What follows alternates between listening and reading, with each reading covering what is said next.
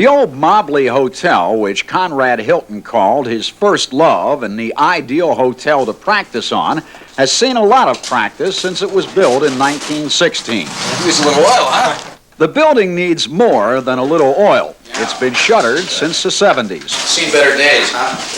This was a grand lobby here. Cisco was an oil boom town when Hilton bought the place. It had 32 rooms, rented in 8-hour shifts. In the years that followed, it became an apartment house and convalescent center. Giving us today's tour were Cisco Mayor Aris Ritchie and Bank President Dick Woolley, who planned to breathe new life into the old girl with a $1.2 million grant from the Hilton Foundation. The hotel will be restored from the ground up, all the way up. It's in bad shape. We're going to take the whole roof off and just rebuild, take all the interior out, rebuild it.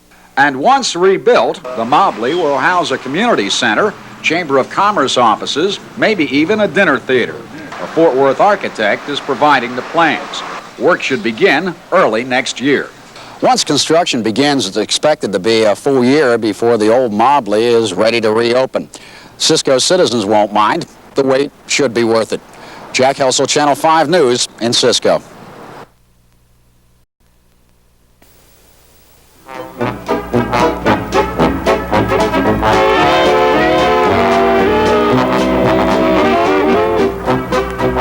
Conrad Hilton got into the hotel business in 1919 when he bought the old Mobley Hotel in Cisco. Hilton was looking for money-making opportunities when he came here, looking for investments to make. It's said that Conrad Hilton once thought of this hotel as a cross between a flophouse and a gold mine. And it was this particular gold mine that launched him on the road towards building his hotel empire. But originally, Conrad Hilton wanted to make his money the old-fashioned way. He was a World War I veteran. He came here in 1919 to the oil fields, wanting to seek his fortune as a banker. He sought to purchase one of the banks here. There were three. The deal fell through because the owner decided to ask him for a little bit more money than he had first advertised. He came to this place and found they were renting the rooms in 8-hour shifts. You couldn't even rent a room for the whole 24-hour period, and he thought that looked like a good business. Hilton used the Mobley as a launching pad for his hotel chain until the hotel was sold in 1931. But in the years after that, it fell into disrepair. In 1986, a group of Cisco citizens decided to rehabilitate it and make it a community center. Not much of the outside was changed, but the interior was completely redone. We did something similar to what was done in the White House during the Truman administration. It was completely gutted, nothing left but the walls. But then that retains the historical integrity to have kept the walls. It still is the same building, but yet inside the floor plan is totally different. Now the Mobley houses the Cisco Chamber of Commerce and Cisco Junior College's dinner theater. It's not being used for a hotel anymore, but it stands as a monument to Conrad Hilton and a calling card for the city of Cisco. Dan Dennis in Cisco. The last time we checked into the old Mobley Hotel was more than 2 years ago. At the time, Conrad Hilton's first love was a real dump, or dumpy dowager at best. But city fathers had high hopes of breathing new life into the old girl with a $1 million+ grant from the Hilton Foundation. We were a little bit apprehensive because we had been told by so-called experts that this project couldn't be done for the amount of funding that we had.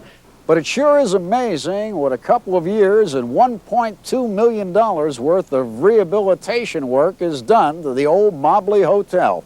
It's been rehabilitated to be reused as a community center. Our Chamber of Commerce will be the dynamic thing that's here all the time. For its formal dedication and open house, more guests were registering than the old hotel had seen since Cisco's boomtown days. We also have a community center, a theater. The college dinner theater productions will be here.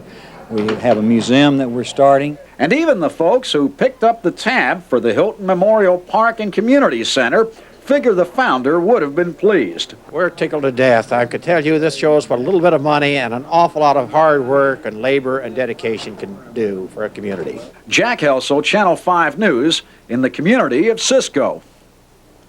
This building was once filled with oil workers. Cisco was once the hub of the oil boom.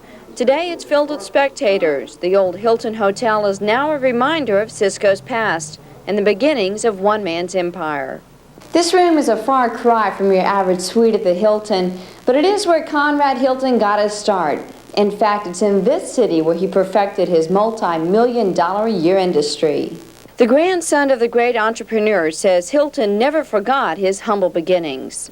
This is really special because, as you know, my grandfather started in Cisco, and growing up, all of us kids always heard that this is the roots of our family and in the hotel corporation. Cisco residents are proud of their homegrown success. Some say the Conrad Hilton Memorial will be the lifeblood of the city. It will stimulate tourist trade through this area and probably help our growth in our area. This little town of Cisco, a little over 3,000, is no longer just a name on a map, that it has become a part of the whole world, and certainly the United States, and always has been. Cisco residents are hoping to turn the Conrad Hilton Memorial Center into a museum. This will be the first museum in the city, and the city marks the first Hilton Hotel ever built. Monique Bordelon, the News Center, Cisco.